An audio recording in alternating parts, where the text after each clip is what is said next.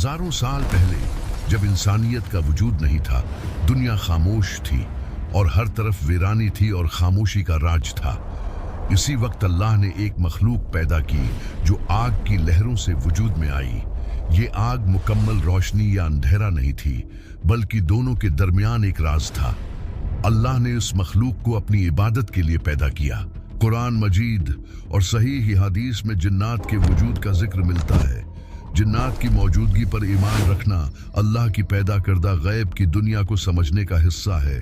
जिन्नात की अपनी जिंदगियां थीं, माशरे थे और निज़ाम थे। वो आग से पैदा हुए जो उन्हें तेज, हल्का और ताकतवर बनाती है, जबकि इंसान मट्टी से पैदा हुआ जो उसे जिस्मानी लिहाज से महदूद बनाती है। जब जिन्नात को पहली बार पैदा किया गया, वो फितरतन बुरे नहीं थे। इंसानों की तरह उन्हें भी अल्लाह की इबादत के लिए पैदा किया गया था। वो जमीन पर आजादी से रहते थे, पहाड़ों में, समंदरों के पार और दूर दराज मकामात तक सफर करते थे। जिन्नात की जिंदगियां बहुत तवील थीं, कुछ तो हजारों साल जीते थे। इस तवील उम्र ने उन्हें तजर्बा, ताकत और इल्म दिया। तमाम जिन्नात एक जैसे नहीं थे। कुछ फरमाबरदार थे जबकि कुछ सरकश। वक्त के साथ बहुत से जिन्नात अपनी तख्लीक के मकसद को भूल गए और ताकत हासिल करने में लग गए। अल्लाह की दी हुई सलाहियतों का गलत इस्तेमाल शुरू करने लगे, जिसकी वजह से लड़ाइयाँ शुरू हो गई। ये लड़ाइयाँ कबीलों के दरमियान हुई, जमीन और इख्तिदार के लिए जंगें हुई और फसाद आम हो गया। कदीम इस्लामी उलमा बयान करते हैं कि जिन्नात ने इंसानों से पहले जमीन में फसाद फैलाया। उनके ऐमाल की वजह से जमीन का तवाजुन बिगड़ गया और खौफ व रास ने जगह ले ली। हद दर्जे सिरकशी और फसाद मचाने के बाद अल्लाह ने एक नई मखलूक पैदा करने का इरादा किया जो जिम्मेदारी, हदायत और मकसद के साथ जमीन पर रहे। ये मखलूक इंसान थी। अल्लाह ने हजरत आदम अलैहिस्सलाम को पैदा फरमाया और उन्हें ऐसे इल्म से नवाजा जो किसी और मखलूक को नहीं दिया गया था। लेकिन हजरत आदम अलैहिस्सलाम की तख्लीक से पहले जिन्नात में एक ऐसा जिन्न मौजूद था जो बाकियों से बहुत नुमाया था।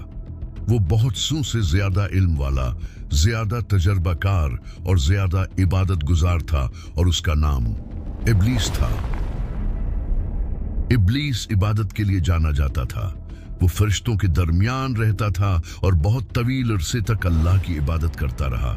लेकिन उसके दिल के अंदर आहिस्ता आहिस्ता ऐसी चीज पैदा हो गई थी जो अल्लाह को बहुत नापसंद थी, और ये गुरूर था। अब इस गुरूर की वजह से सब कुछ बदलने वाला था। जब अल्लाह ने हजरत आदम अलैहिस्सलाम को पैदा फरमाया तो उस वक्त अल्लाह ने एक ऐसी चीज पैदा की जो बिल्कुल नई थी। और हजरत आदम अलैहिस्सलाम को मिट्टी से पैदा किया गया और फिर अल्लाह ताला ने उन्हें शक्ल दी, उनमें जान फूंकी और फिर उन्हें इल्म अता फरमाया। अल्लाह ने हजरत आदम अलैहिस्सलाम को चीजों के नाम और उनकी समझ सिखाई जो किसी और मखलूक को नहीं दी गई थी। जब हजरत आदम अलैहिस्सलाम की तख्लीक मुकम्मल हो गई तो अल्लाह ने फरिश्तों को हुक्म दिया कि वो हजरत आदम अलैहिस्सलाम के सामने सजदा करें, ताकि इंसान की अजमत और जमीन पर उसके मकाम यानी खिलाफत का इजहार हो। ये हुक्म इबादत के लिए नहीं था, बल्कि अल्लाह के फैसले के एहतराम और उसकी इताअत के लिए था, जिसमें हजरत आदम ने अल्लाह की दी हुई तमाम चीजों के नाम फरिश्तों को बताए। फरिश्तों ने फौरन इताअत की और बगैर किसी सवाल के सजदा कर दिया। लेकिन एक हस्ती ने इनकार कर दिया।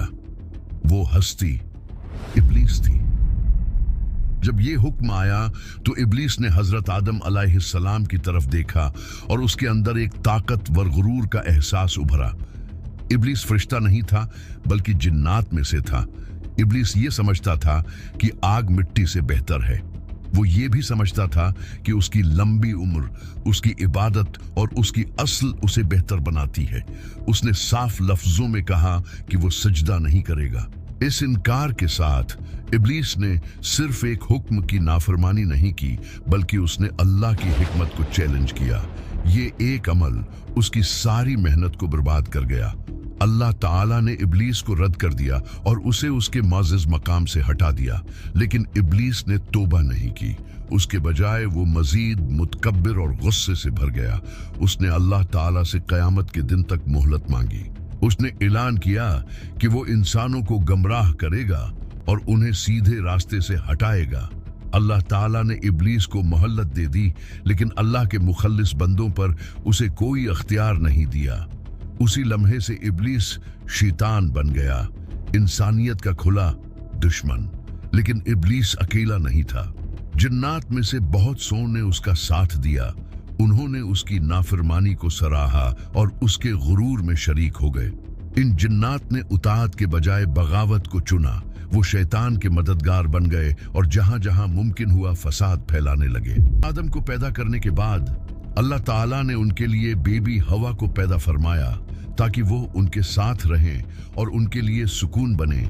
उन दोनों को जन्नत में रखा जहां हर तरह की नामतें मौजूद थीं और कोई खौफ या परेशानी नहीं थी। अल्लाह ने उन्हें इजाजत दी कि वो जन्नत की हर चीज इस्तेमाल करें, लेकिन एक दरख्त के करीब जाने से मना फरमाया और साथ ही बता दिया कि शैतान उनका खुला दुश्मन है। शैतान जो पहले ही हजरत आदम अलैहिस्सलाम से दुश्मनी रखता था, उन्हें गुनाह की तरफ ले जाने की कोशिश की। उसने जोर जबरदस्ती नहीं की, बल्कि आहिस्ता आहिस्ता उनके दिल में बातें डालने लगा। उसने गुनाह को मामूली और नाफरमानी को फायदामंद बनाकर दिखाया।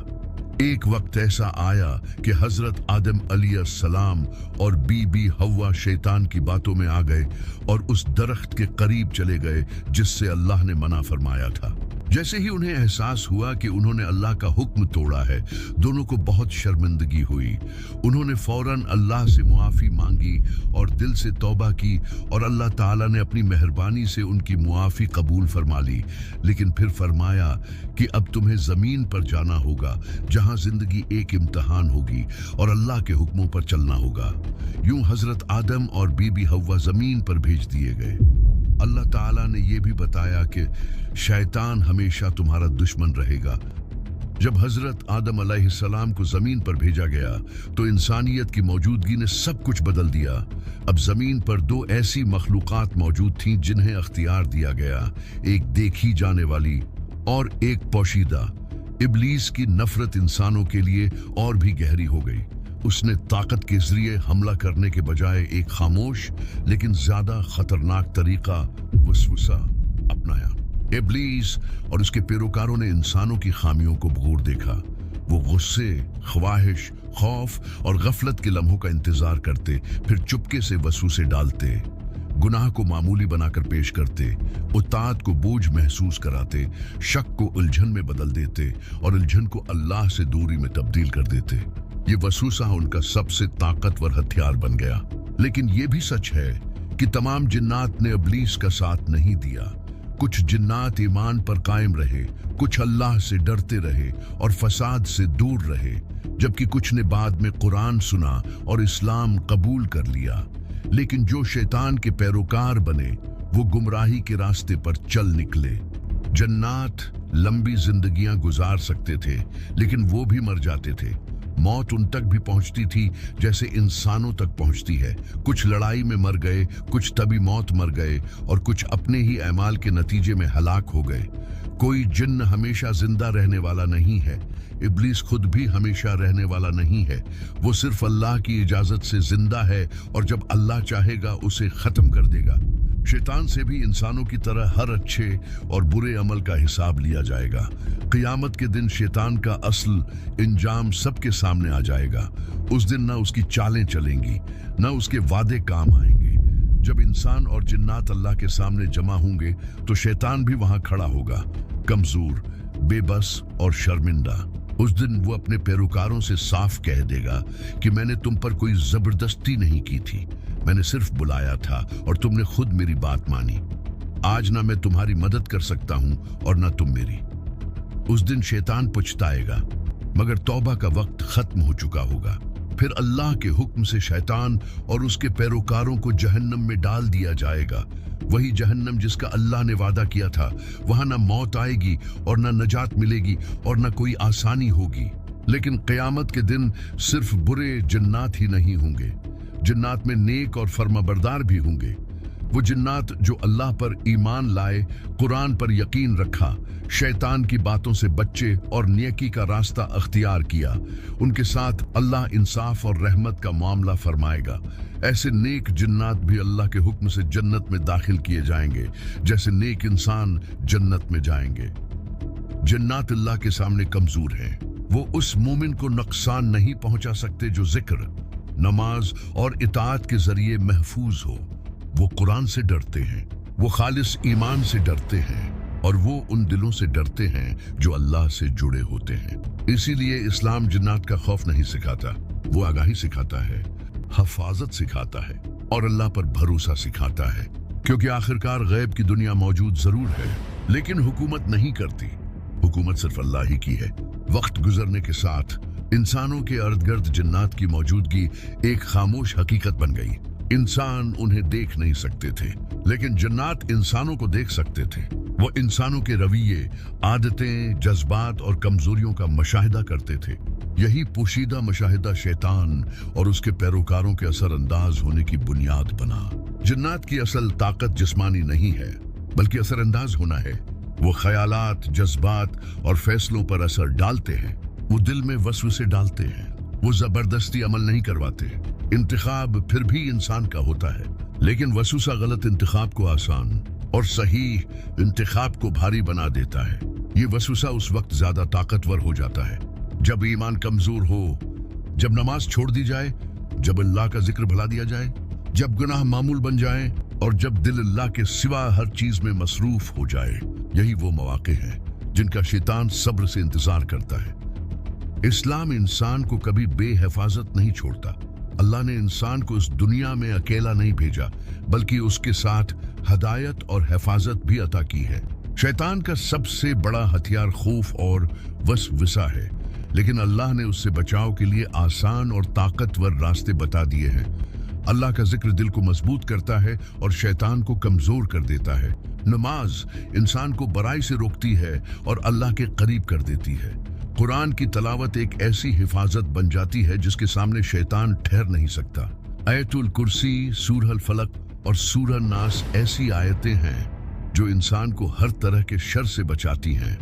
बहुत से लोग जिन्नात और शैतान से खौफजदा रहते हैं, लेकिन इस्लाम खौफ नहीं सिखाता, बल्कि समझ सिखाता है। हर मुश्किल, हर बीमारी और हर परेशानी जिन्नात की वजह से नहीं होती। बहुत सी आजमाइशें जिंदगी का हिस्सा होती हैं, जिनका सामना सब्र, अक्ल और अल्लाह पर भरोसा रख कर करना होता है। इस्लाम हमें यह सिखाता है कि हम हर बात का इल्जाम गैब पर डालने के बजाय अपनी इस्लाह करें और अल्लाह की तरफ रजू करें। गैब की दुनिया मौजूद जरूर है, लेकिन इख्तियार और हुकूमत सिर्फ अल्लाह ही के हाथ में है। इसीलिए जो इंसान अल्लाह को याद रखता है, उसके दिल में खौफ के बजाय सुकून आता है। जो अल्लाह पर भरोसा करता है, शैतान उस पर असर अंदाज नहीं हो सकता। जो अल्लाह के हुक्मों पर चलता है, वो दुनिया में भी मजबूत रहता है और आखिरत में भी कामयाब होता है। अल्लाह से जुड़ने वाला इंसान कभी अकेला नहीं होता, क्योंकि अल्लाह उसके साथ होता है।